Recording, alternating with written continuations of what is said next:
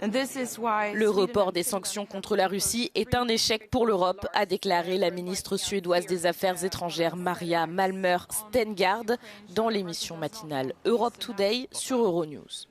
Quelques heures après, la Hongrie confirmait opposer leur veto aux nouvelles sanctions de l'UE contre la Russie pour la deuxième fois en 24 heures. I think it's a shame how they behave. I mean, every delay that we have in the adoption of a sanctions package is a failure for Europe. We need to increase the support for Ukraine. We need to increase the pressure on Russia, hence the sanctions. And I expect them to behave like Europeans today, but I'm not sure. Les ministres des Affaires étrangères de l'UE se sont réunis à Bruxelles pour finaliser le 20e paquet de sanctions contre Moscou. L'objectif était d'approuver le paquet avant mardi 24 février, date du 4e anniversaire de l'invasion de l'Ukraine par la Russie.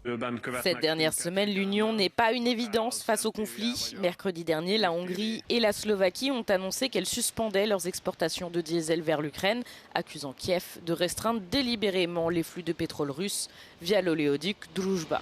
Le début de conflit énergétique risque de compliquer l'unanimité requise parmi les 27 États membres pour adopter de nouvelles sanctions contre la Russie. Le gouvernement slovaque avait donné à Kiev jusqu'à ce lundi pour redémarrer l'oléoduc Druzhba qui alimente en pétrole les régions occidentales de l'ex-Union soviétique. Mais l'Ukraine n'ayant pas repris les livraisons, le fournisseur d'électricité slovaque a décidé de mettre à exécution ses menaces et de cesser ses approvisionnements d'urgence à Kiev. La veille, dans une vidéo publiée sur ses réseaux sociaux, le Premier ministre Robert Fico avait déjà prévenu que l'Ukraine ne recevrait plus de diesel provenant de la Slovaquie tant qu'elle n'autoriserait pas le transit du pétrole russe sur son territoire. Bratislava se voit ainsi contrainte de déclarer l'état d'urgence pétrolière, ce qui implique que la raffinerie slovaque doit désormais répondre en priorité à la demande intérieure. Le gouvernement ukrainien justifie cette fermeture en affirmant que l'oléoduc a été endommagé lors d'une attaque de drone fin janvier. Cependant, les gouvernements slovaques et hongrois affirment qu'il n'y a actuellement aucun obstacle technique à la poursuite de ces livraisons. Budapest a été le premier à suspendre les approvisionnements de diesel à l'Ukraine la semaine passée, également en réponse à la fermeture de l'oléoduc Druzhba. Quelques jours plus tard, le ministre hongrois des Affaires étrangères a annoncé que Budapest bloquerait un prêt de 90 milliards d'euros accordé par l'UE à l'Ukraine, puis a annoncé qu'il s'opposerait également au 20e paquet de sanctions contre la Russie tant que Kiev ne reprendrait pas les livraisons de pétrole russe à la Hongrie. Une manifestation réunissant plusieurs organisations de la société civile a eu lieu dimanche à Budapest à l'approche du 4e anniversaire de la guerre menée par la Russie contre l'Ukraine. Les manifestants ont exigé la fin de l'invasion russe, qualifiant le président Poutine d'assassin et la Russie d'État terroriste. Bárhova érkeztek az ukrán menekültek, mindenhova szeretettel fogadták itt Magyarországon. A határon környékén, itt bent Budapesten, aztán tovább is több helyen is, úgyhogy az Orbán meg a magyar nép az nem egyenlő. La municipalité de Budapest et l'ambassade d'Ukraine ont aussi organisé une manifestation commune dans le parc de la mairie. Sándor Fejér, ambassadeur d'Ukraine à Budapest, a déclaré que la Russie violait systématiquement le droit international, commettait des crimes de guerre et menaçait d'autres États européens ainsi que l'OTAN.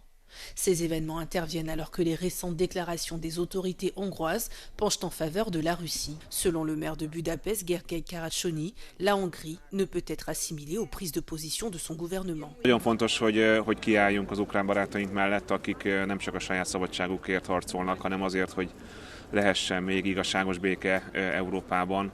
Ez egy elementáris nemzeti érdek.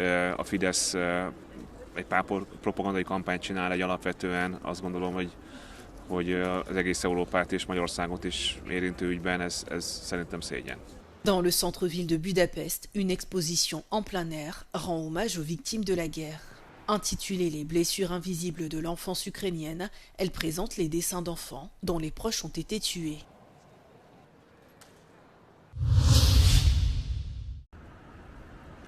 Les locaux commerciaux vacants sur la rue principale de Saint-Pétersbourg, Nevsky Prospect, sont un signe qui ne trompe pas et sont la preuve des problèmes croissants de l'économie russe alors que la guerre contre l'Ukraine va entrer dans sa 5e année.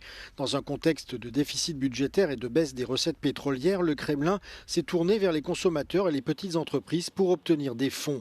La TVA a été augmentée de 2 points depuis le 1er janvier pour atteindre 22% et les seuils de revenus à partir desquels les entreprises sont tenues de la payer ont été fortement abaissés.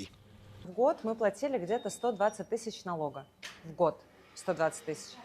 Сейчас, когда мы перешли на НДС, вот эти 5%, то в среднем у нас налог выходит где-то 250-300 тысяч в месяц.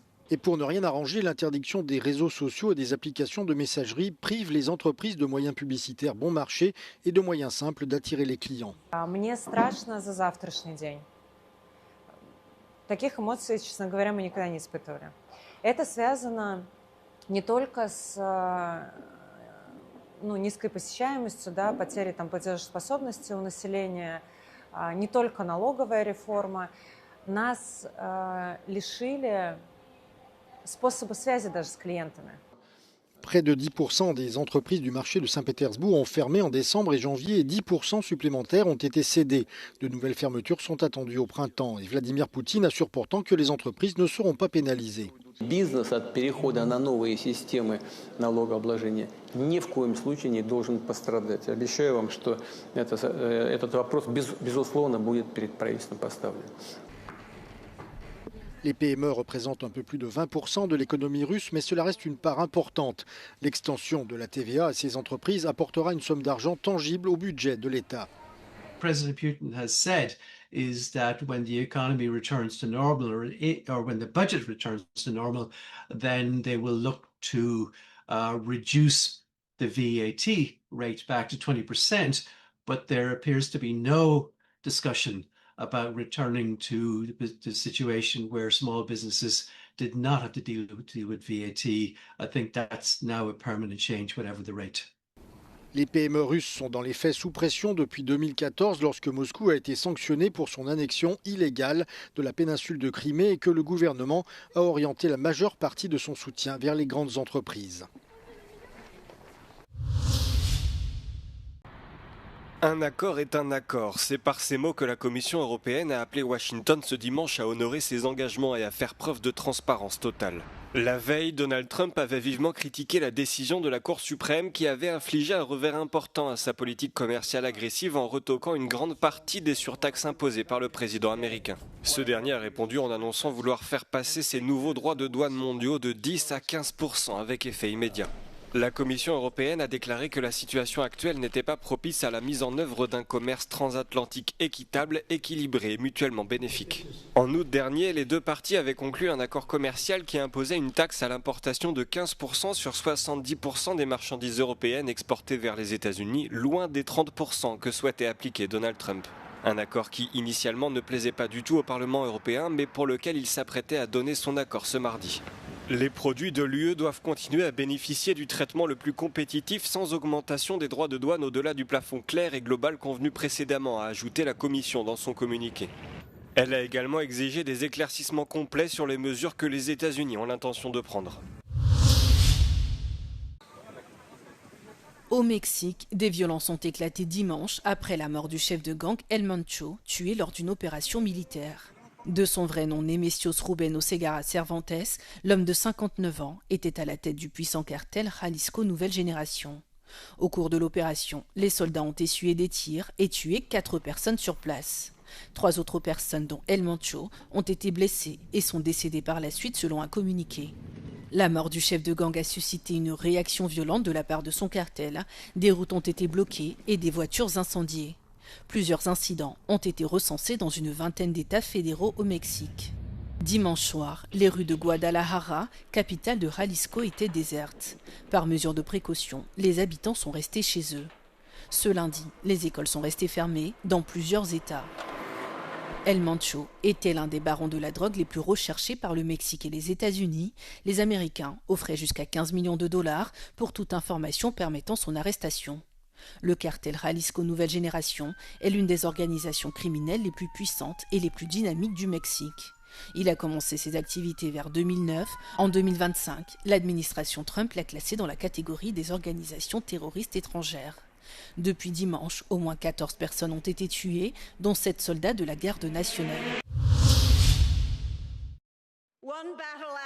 Une bataille après l'autre a remporté 6 prix lors de la cérémonie des BAFTA ce dimanche. Ce thriller sur un groupe de révolutionnaires avec Leonardo DiCaprio a décroché les prix du meilleur film, du meilleur scénario adapté, de la meilleure photo, du meilleur montage, du meilleur acteur dans un second rôle pour Sean Penn et du meilleur réalisateur pour Paul Thomas Anderson. Anybody that says movies aren't any good anymore just can piss right off because it's a great fucking year. So, I want to say thank you, and I know that there's a bar somewhere. I think we should all go there. It's been a long evening, but we have so much to celebrate. We have a line from Nina Simone that we stole in our film.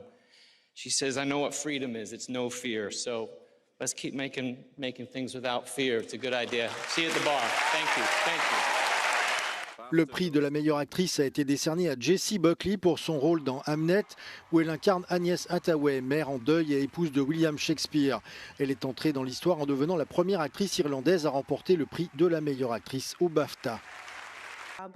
À la surprise générale, le Britannique Robert Aramayo a remporté le prix du meilleur acteur pour sa performance dans I Swear, en français Plus fort que moi, un drame inspiré d'une histoire vraie qui raconte l'histoire d'un militant pour les personnes atteintes du syndrome de Gilles de la Tourette. Il a remporté la victoire excusée du peu face à Ethan Hawke, Michael B. Jordan, Leonardo DiCaprio et Timothée Chalamet. I absolutely can't believe this. I can't believe that I'm looking at people like you and I'm in the same category of you. Never mind that I'm stood here.